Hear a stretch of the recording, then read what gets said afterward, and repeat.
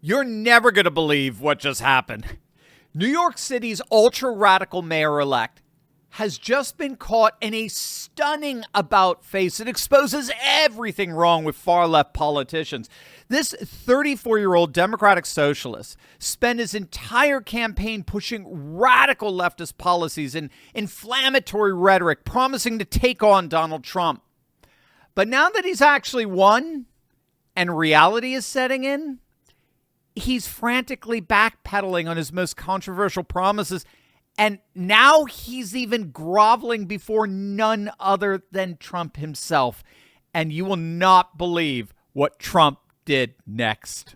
Hey gang, it's me, Dr. Steve, your Patriot Professor, here to help you make sense of the madness as the far left desperately tries to stop the unstoppable rise of a new conservative age that you are making happen all over the world. So if you want a front row seat on how you continue to change the world in ways you never even imagined, make sure to smack that bell and subscribe button. Now, you may remember it was, after all, just a few short weeks ago at Zoran Mamdani's victory speech when he said this. So Donald Trump, since I know you're watching, I have 4 words for you. Turn the volume up.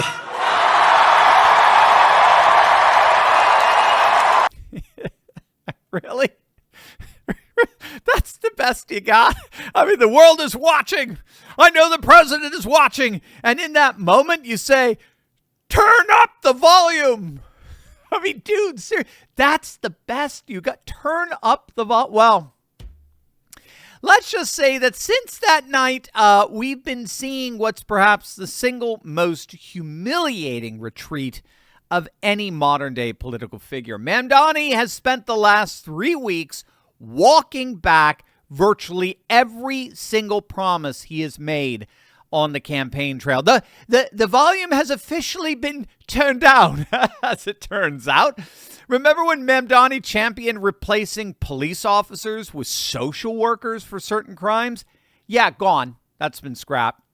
Remember the free bus fare he was promising? Yep, that's gone too. Bye-bye. Ain't happening. Remember those government-run grocery stores? And they're gone. And we could go on and on and on. I mean, Mamdani is learning the hard way that there is a fundamental difference between promising and delivering.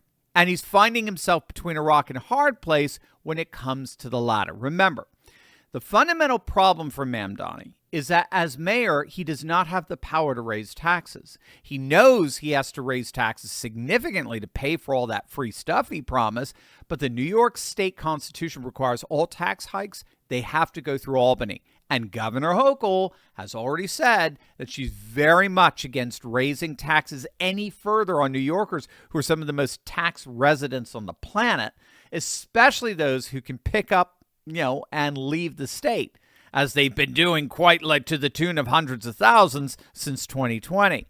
And then Trump, of course, is threatening to permanently cut off funds from New York City. He's already frozen $18 billion in New York City infrastructure projects like the Gateway Rail Tunnel project under the Hudson River, the 2nd Avenue subway expansion. So Mamdani, again, he's stuck between a rock and a hard place. And to make matters even worse, New York itself is unraveling. We reported on this just a couple of days back. Staten Island wants to secede from New York City. We've talked about this. A number of Republican-dominated districts in cities across the country have been successfully seceding from their larger Democrat-run municipalities. We just saw it in Louisiana with St. George. They're a district of about 100,000 residents. They successfully seceded from Baton Rouge and are now their own independent municipality. The city of Memphis has been steadily shrinking over the last few years because at least 3 districts have successfully de-annexed themselves from their city limits. And now Staten Island, which is overwhelmingly Republican, wants to do the same in New York. Mamdani was the last straw for them. And so I think what happened behind the scenes with all of this development, what happened behind the scenes is that Governor Hochul basically read Mamdani the Riot Act and told him not only that he needed to begin publicly walking back and all this free stuff giveaways that he promised, but worse yet, dude, you want money from Albany? You want money from us, from New York State? You got to go and get the billions of frozen dollars from D.C. freed up. And that means one thing, and you know exactly what it means. You got to publicly grovel before Trump at the White House and get those billions of dollars in federal funds back in order to fund our city infrastructure projects, because until then, you ain't getting a dime from Albany. And so it is official. Mamdani is coming to the White House. He is coming to grovel before the throne of the king. And what Trump did next is going to absolutely make your day. But first, gang, it is flu season, which means it's also flu shot season. After everything we've been through over the past 5 years, the number of people getting flu shots is at a record low, not to mention the fact that according to the CDC's own data, the flu shot is moderately effective at best. And that's not even accounting for vaccine injuries. There's a much better way to stay healthy, and that's as simple as grabbing your own Contagion Emergency Kit from our good friends over at the Wellness Company. If you wake up with a sore throat or runny nose, address your symptoms immediately with this doctor-prescribed kit containing ivermectin, hydroxychloroquine, generic Tamiflu, generic Z-Pak, and much, much more. It's like having your very own urgent care in your own home. I have a Contagion Emergency Kit from the Wellness Company because I refuse to be trapped in line at an emergency room or rely on expensive insurance if I catch a cold. I simply open up my kit, reference the doctor-written guidebook for safe use, and get back to life. It's really that easy and that wonderful. This kit is literally a lifesaver with thousands of reviews from people just like you and me who had their kit ready in a time of need. Go to twc.health/Turley today. Use code Turley to save $48 off. Get it now before cold and flu season kicks into high gear. That's twc.health/Turley, code Turley. President Trump took to Truth Social and made the announcement of Mamdani being brought to heel, or better, to kneel, saying, quote, communist mayor of New York City, Zoran Kwame Mamdani, has asked for a meeting. We have agreed that this meeting will take place at the Oval Office on Friday, November 21st. Further details to follow. That tells me everything we need to know here. Who got all the leverage? Who has all the political leverage? Who's holding up the tens of billions of dollars that New York City needs for infrastructure projects and that Albany won't give them a dime until it's freed? Who's the one who can make the other's life a living hell? Not to mention the governor's life there as well. Here's Scott Jennings on what he thinks the two will discuss at the White House. Meeting with Trump and Mamdani. Well, I'm glad Mayor-elect Mamdani is going because he's never had a job before. So Trump is going to have an opportunity now to explain to him how the world works. Number one, you're not going to be arresting Prime Minister Netanyahu when he comes to New York City. So you can put that out of your mind. Yeah.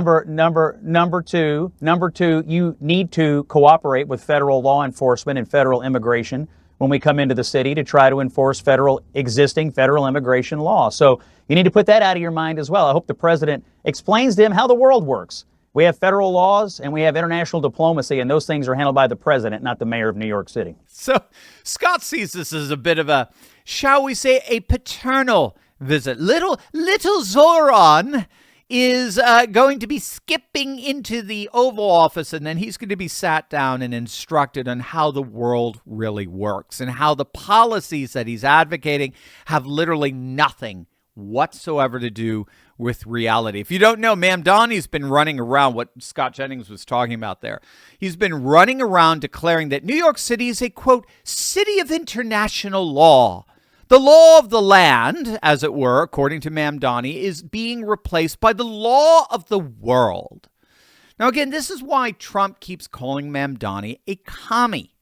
He has absolutely bought into this universalistic, utopian, one-size-fits-all Marxist theory that supersedes a constitutional republic. So to hell with the U.S. Constitution, to hell with the New York State Constitution, I, as the mayor of New York City, am going to uphold international law fabricated by a bunch of people tens of thousands of miles away, whose names we can't even pronounce, through globalist institutions like the UN. And that's where you get, again, these patently absurd vows by Mamdani threatening to arrest Israeli Prime Minister Benjamin Netanyahu if he ever visits the city, or Russian President Vladimir Putin, for that matter. I mean, he literally says this nonsense.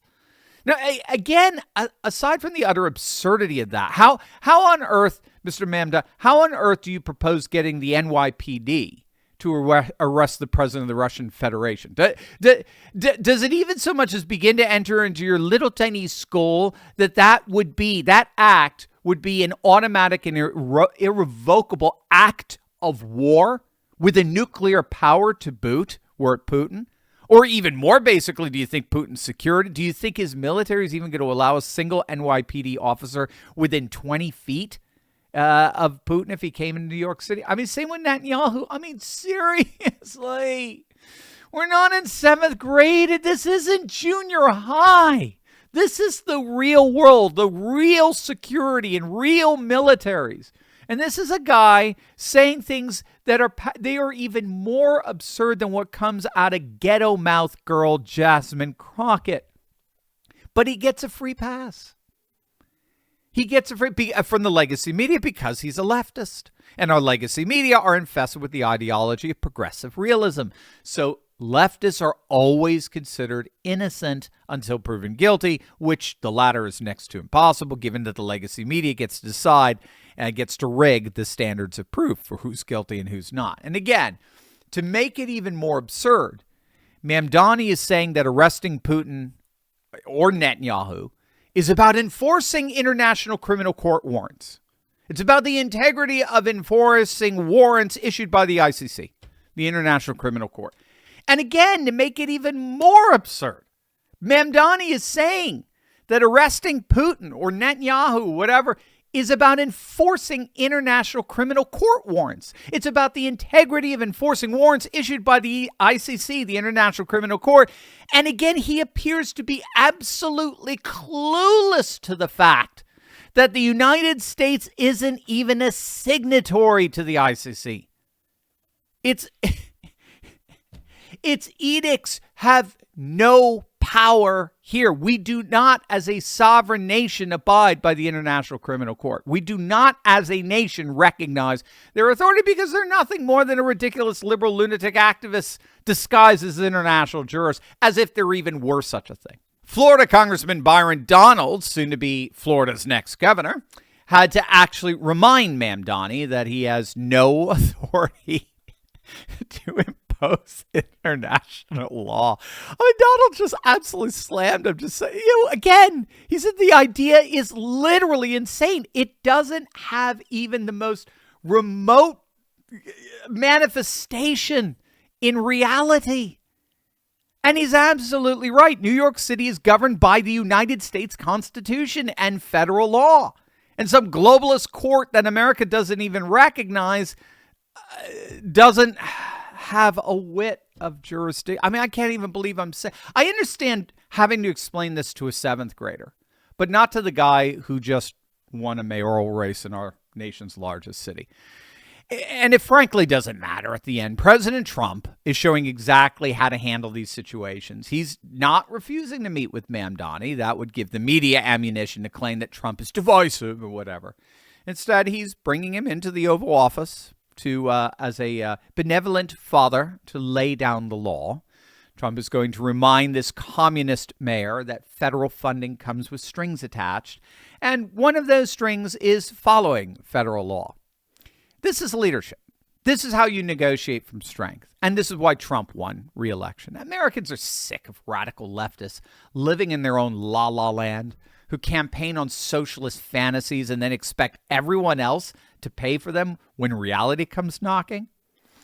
Friday's meeting will reveal whether Mamdani is willing to abandon his radical agenda and work within American law, or whether he'll double down and face the absurd consequences of reduced federal funding. Either way, Trump wins, and New Yorkers might finally get a wake-up call about what they've actually elected.